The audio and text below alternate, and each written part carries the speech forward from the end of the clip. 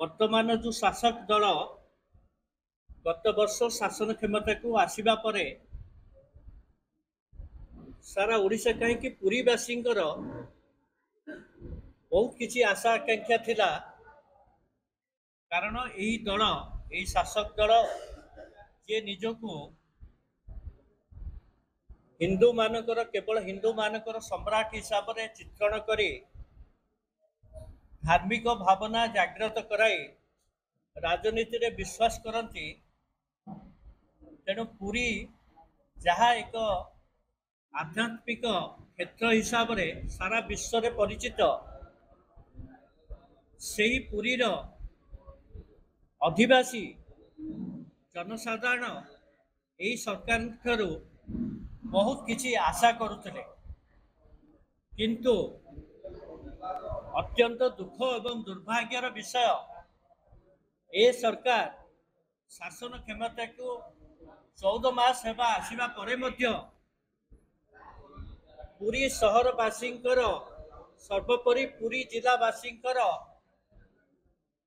श्री जगन्नाथ मंदिर संपर्कित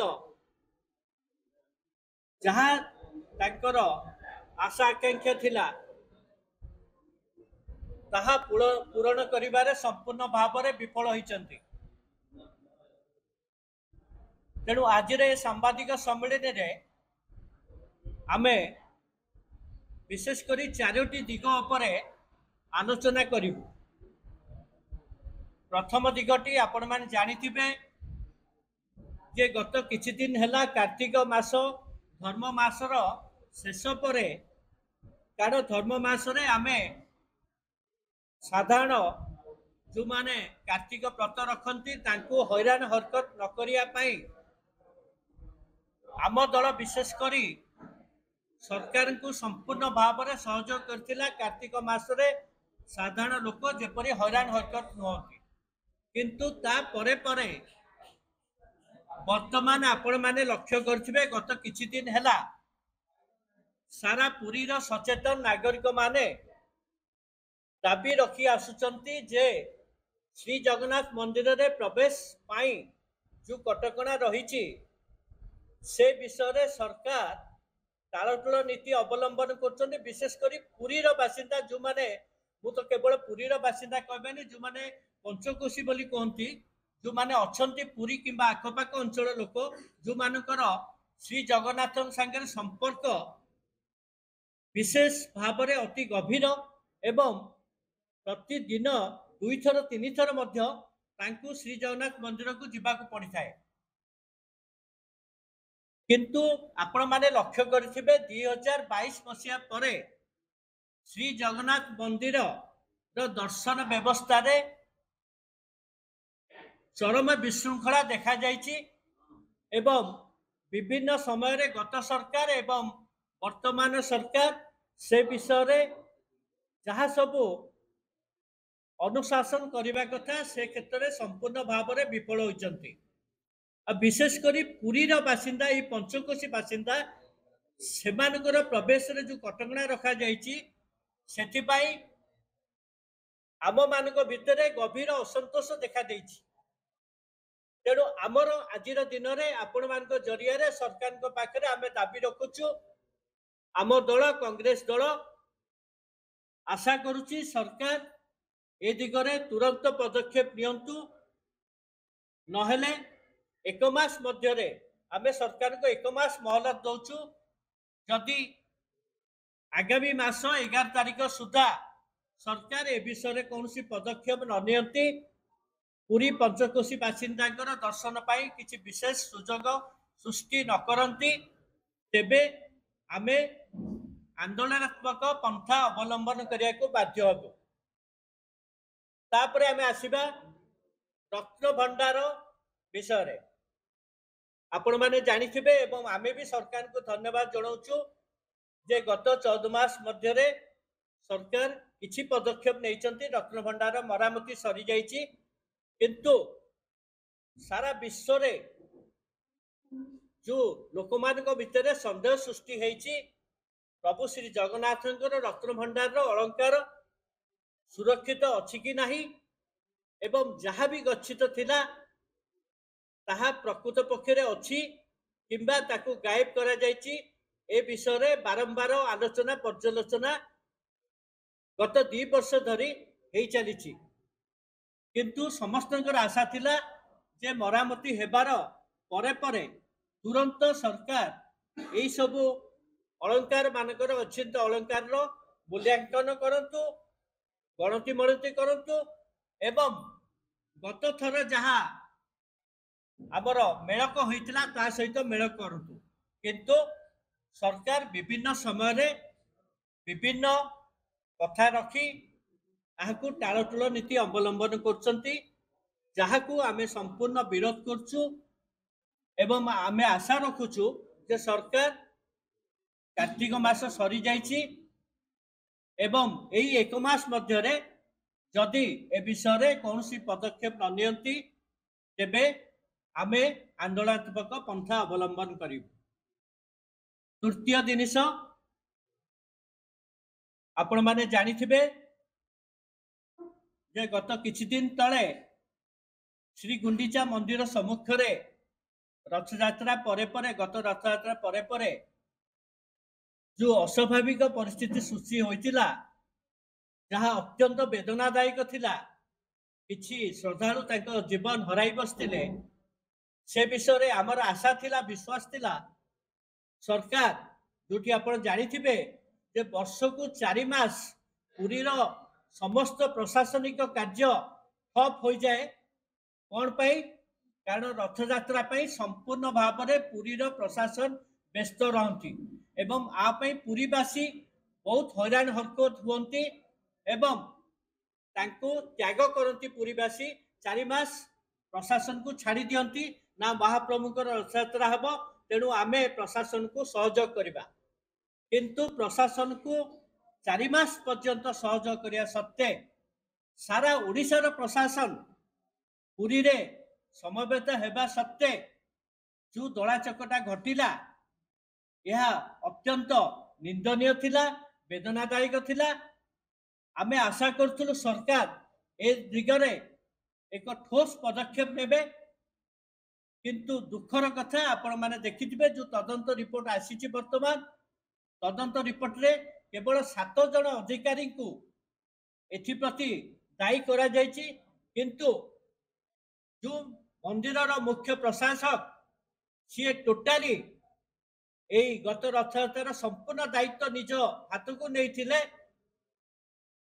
ଆଉ ଯେଉଁ ଜିଲ୍ଲାପାଳ ଏବଂ ଆରକ୍ଷୀ ଅଧୀକ୍ଷକଙ୍କୁ ଏଠୁ ବଦଳି ନିର୍ଦ୍ଦେଶ ଦିଆଯାଇଥିଲା, ତାଙ୍କ ବିରୁଦ୍ଧରେ କାର୍ଯ୍ୟାନୁଷ୍ଠାନ ପାଇଁ କୌଣସି ପ୍ରକାର ତଦନ୍ତ ରିପୋର୍ଟରେ ଉଲ୍ଲେଖ ନାହିଁ।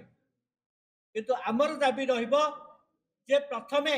ଏଥିପାଇଁ ଦାୟୀ ହେଉଛନ୍ତି ଗତ ରଥଯାତ୍ରା ସମୟରେ ଥିବା ଏବଂ ବର୍ତ୍ତମାନର ଶ୍ରୀମନ୍ଦିର ମୁଖ୍ୟ ପ୍ରଶାସକ ଶ୍ରୀଯୁକ୍ତ ଅରବିନ୍ଦ ପାଢ଼ୀ ଏବଂ ତତ୍କାଳୀନ ଜିଲ୍ଲାପାଳ ଏବଂ ଆରକ୍ଷୀ ଅଧୀକ୍ଷକ, ସେମାନଙ୍କ ବିରୁଦ୍ଧରେ ଦୃଷ୍ଟାନ୍ତମୂଳକ କାର୍ଯ୍ୟାନୁଷ୍ଠାନ ଗ୍ରହଣ କରାଯାଉ। ଯଦି ଏ ବିଷୟରେ ସରକାର କିଛି କାର୍ଯ୍ୟାନୁଷ୍ଠାନ ଗ୍ରହଣ ନ କରନ୍ତି, ଆଖି ଦୃଶିଆ ଭାବରେ ଏହି ତଦନ୍ତ ରିପୋର୍ଟ ଦେଇ ଲୋକମାନଙ୍କୁ ସୁରକ୍ଷା ଦିଅନ୍ତି, ତେବେ ଆମ ଦଳ 1 ମାସ ମଧ୍ୟରେ ଯଦି ସରକାର ପୁଣି କିଛି ପଦକ୍ଷେପ ନ ନିଅନ୍ତି, ଆମେ ତା ବିରୁଦ୍ଧରେ ରାଜରାସ୍ତାକୁ ଓହ୍ଲାଇବୁ। ଚତୁର୍ଥ ଏବଂ ଶେଷ ମହତ୍ୱପୂର୍ଣ୍ଣ ବିଷୟରେ ମୁଁ ଆଜି ଆଲୋକପାତ କରିବାକୁ ଯାଉଛି। ତା ହେଲା ଶ୍ରୀମନ୍ଦିର ସମ୍ପର୍କିତ ସମ୍ପତ୍ତି କିମ୍ବା ଜମି ଜମା, ସେ ବିଷୟରେ ଆପଣମାନଙ୍କୁ କିଛି ତଥ୍ୟ ରଖିବାକୁ ଚାହୁଁଛି। ଆପଣମାନେ ଜାଣିଥିବେ ସୁପ୍ରିମକୋର୍ଟର ରାୟ ଅନୁସାରେ ଯଦିଓ ମାନ୍ୟବର କୋର୍ଟଙ୍କ